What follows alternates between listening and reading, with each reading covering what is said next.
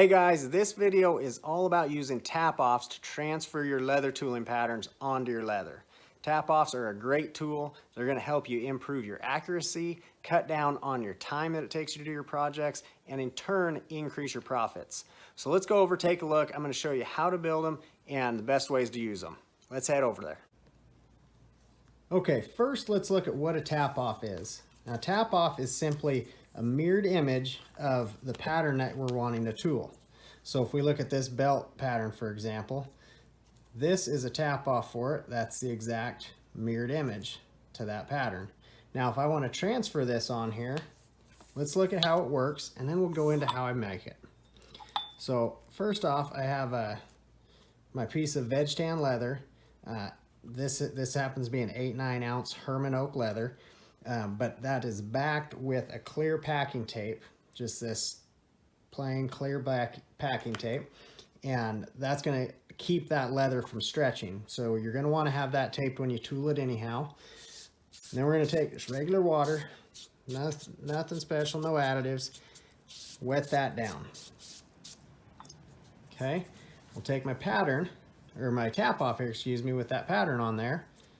Same thing, this is veg tan Herman oak leather as well, and it has tape on that as well. We're going to turn that over upside down on my leather there with a flat face hammer. Make sure that's a smooth face hammer there, big thing.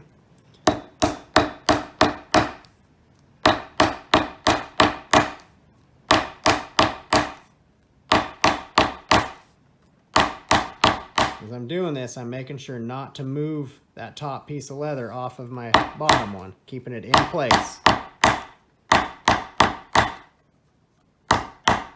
And don't hit your fingers, because that hurts. Okay, and once I do that, look at that. Nice lines right there, and that's going to give me a guideline to follow with my swivel knife. Now I can come by with my swivel knife, use those lines as a guide, and follow right along there. Okay, now how is that working? Well, the way that works is these indented cuts, when you hit that down, this leather being wet wants to push up into those cuts, and that's what gives you that raised pattern left on your belt there. Now, how do I create those tap-offs? What do we need? First off, we need a good quality veg tan leather. So this is a Herman oak 8-9 ounce tooling leather with that clear packing tape on the back. Next, we're going to need some water, jar of water there, and then finally your pattern that you're going to use. So for this one here, we're going to take out of the tooling pattern book, we're just going to do one of these corner piece patterns. So once that's printed off, then I tape over that front and back with that packing tape as well to help protect that pattern. And we're going to wet down our veg tan leather here. Once that's good and wet down, we need to transfer that pattern over. So I'm gonna use my stylus here. We're going to get that pattern lined up where we want it.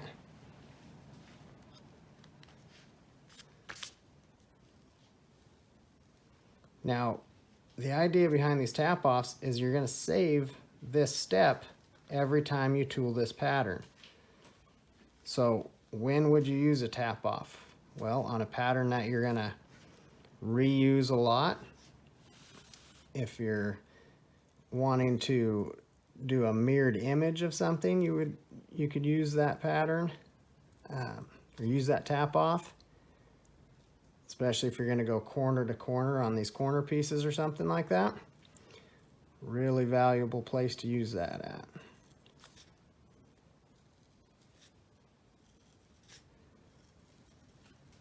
I picked this corner piece pattern because it's going to be a little bit quicker to get through this whole process on. I want you to be able to see this start to finish. Still have a line or two here.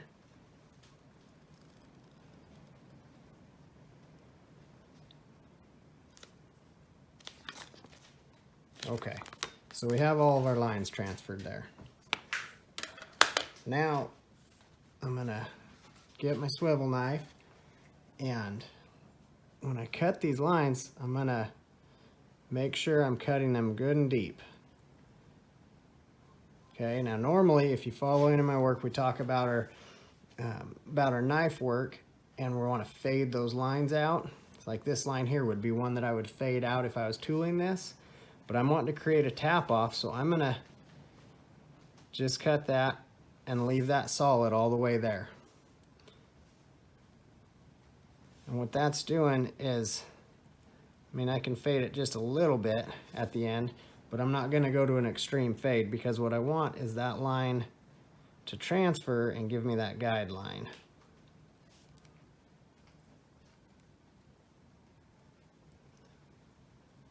Okay. By making sure we get those cuts good and deep, I showed you how that tap off works. Having those deep cuts, it's going to allow that leather to come back up into those cuts and give you a really nice raised pattern left there.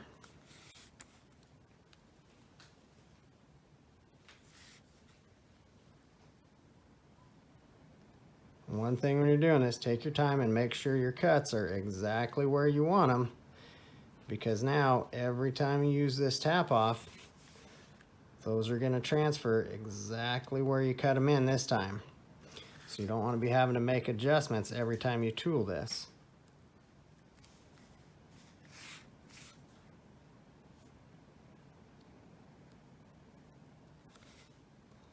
This is like your master copy that you're going to make all your copies off of.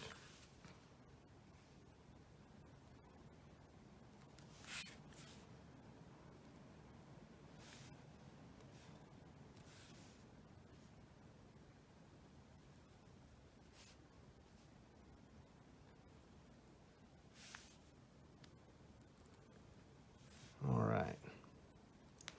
Now we have that cut in. What do we do next? Now here's where it gets way not complicated. I let that dry.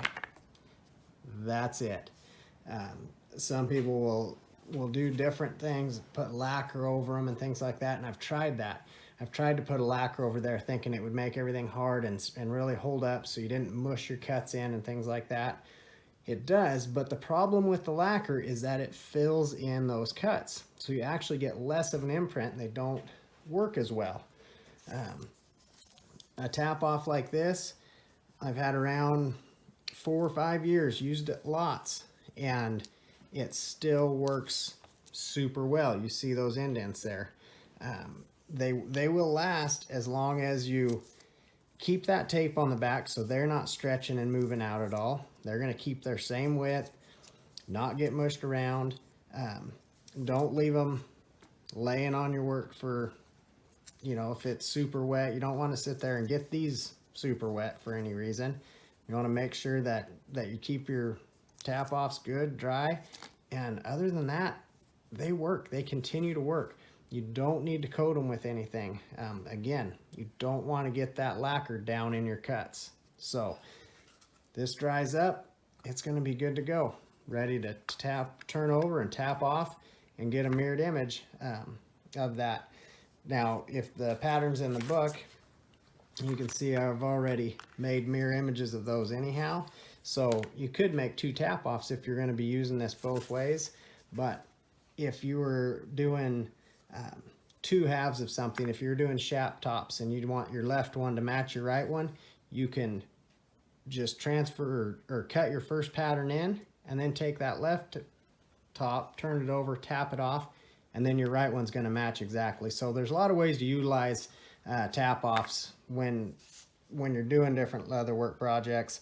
But I hope that you guys find value in this. I hope this helps, and I can't wait to see some of the work you guys do with these patterns and with your tap offs. So any questions, shoot those at me. I'd love to get those answered for you, and we'll see you back here for the next video. Take care.